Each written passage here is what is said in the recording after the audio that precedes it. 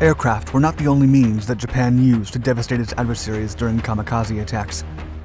Little is known about the Shin'yō motorboats, high-speed and light kamikaze wooden boats designed to impact enemy combat ships to deliver their explosive payloads while taking the life of the pilots with them. Manned by children and young men, the kamikaze vessels were part of a much larger self-annihilation attack strategy conducted by the Japanese Empire. The desperate scheme sought to turn the tides of the war in favor of the Japanese, even when their empire crumbled before them. PC-1129, a U.S. submarine chaser, would soon discover how lethal and terrifying the Shin'yō motorboats could be. On January 31st, the U.S. vessel was called to provide urgent support to other submarine chasers, destroyer escorts, and destroyers targeted by a swarm of Shin'yō boats, each carrying a payload of over 660 pounds of explosive material. As the PC-1129 arrived at the scene, the small wooden boats began to rush the ship at maximum speed. The U.S. Marines immediately fired at the incoming enemy crafts, but their excessive speed made them a difficult target. However, the U.S. personnel managed to destroy most of the Shin'yō motorboats through skill and courage. Just as the crew released a sigh of relief, they realized one of the kamikaze boats had slipped through their defenses. The next thing the sailors saw was a flashing light and a devastating tremor. The fight for survival was far from over.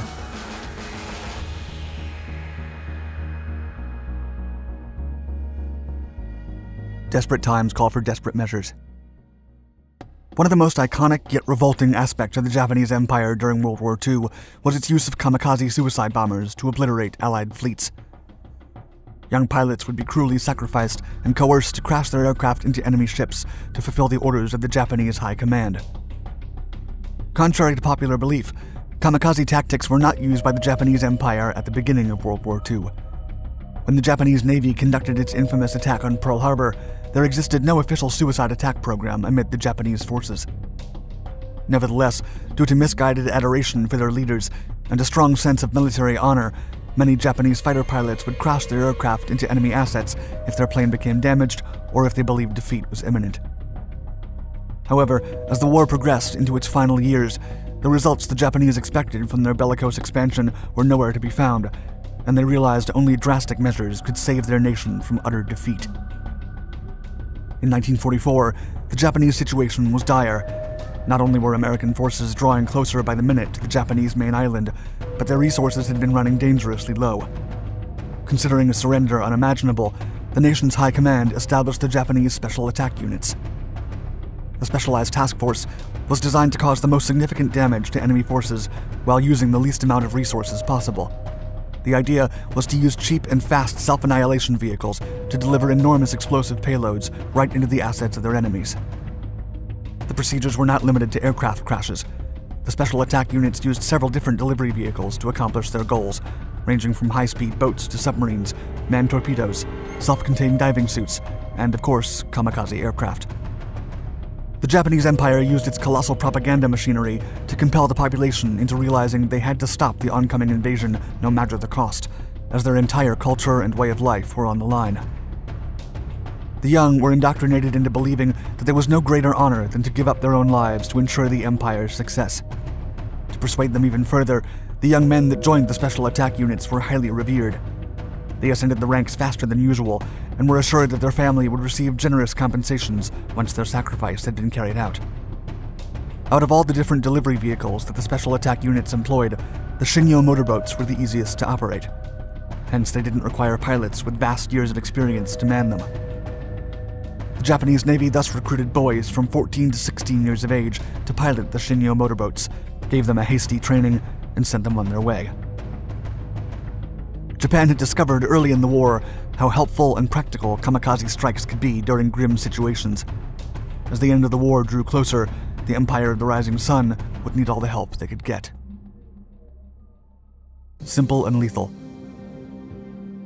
The idea behind the Shin'yō boats was to create a fast boat loaded with explosives as cheaply as possible. After all, their purpose was to be destroyed. To spare expenses, the boats would be constructed of cheap plywood. Still, some early units were made from steel, but as Japan's steel shortage intensified, the materials had to change. For the engines, Japan would use their enemies' assets against them. In 1941, after the US declared war on Japan, The Japanese military hurried to seize assets from many of the US manufacturers working on the island. One of these manufacturers was Chevrolet. During the years before the war, the Chevrolet factory had produced over 100,000 cars in Japan. Once the conflict broke out, the spare engines were repurposed for war, turning US technology against them. The 6-cylinder engines fitted into the Shin'yō boats were the same motors you would find under the hood of a Chevy truck of the era. The lightness of the wooden hull and the powerful 6-cylinder engine made the Shin'yō a lightning-fast boat. Reports indicate that some Kamikaze boats were able to reach speeds of up to 35 miles per hour, a remarkable water speed in the 1940s. The ship's distribution was simple but effective for its intended purpose. The engine was attached to its stern, followed by a small one-man cockpit. In addition, the entire front of the boat was devoted to storing the explosive materials, which often consisted of up to 700 pounds of explosives or 2 depth charges. The explosives were strategically set up to detonate either on impact or by the press of a button installed in the pilot's cockpit. Combat service. Due to their high accessibility and cheap materials, hundreds of Shin'yō boats were produced by the final months of the war. Thankfully, only a few dozen were actually detonated, as the Japanese leaders decided to save the majority of them for the eventual Allied invasion of the central Japanese islands. Little did Japan know that the dropping of nuclear bombs on top of Hiroshima and Nagasaki would make the invasion unnecessary. Still, during the occasions that the boats were actually deployed into combat, they shocked the world with the amount of devastation and suffering they could unleash in a short time. U.S. Navy officer Hubert Turner was one of the survivors of a terrifying Shin'yō boat attack. While serving aboard the destroyer USS Hutchins on April 27th in a bay off Okinawa Island, the vessel became one of 21 Allied ships either damaged or sunk by suicide boats. Turner's son would recall his father's stories about that dreadful night. Quote, "The ship was at anchor, the suicide boat came up, and the best they could tell, it dropped depth charges. Whatever it was, it did major damage on the hull." The blast destroyed the ship's engines, which unleashed a chained explosion that wounded many mariners, including his father. Fortunately, no one perished, but Turner would recall the daunting blast for the rest of his life. Quote, "He said it blew all the water out from under the ship. All of a sudden, the boat just dropped down in the water.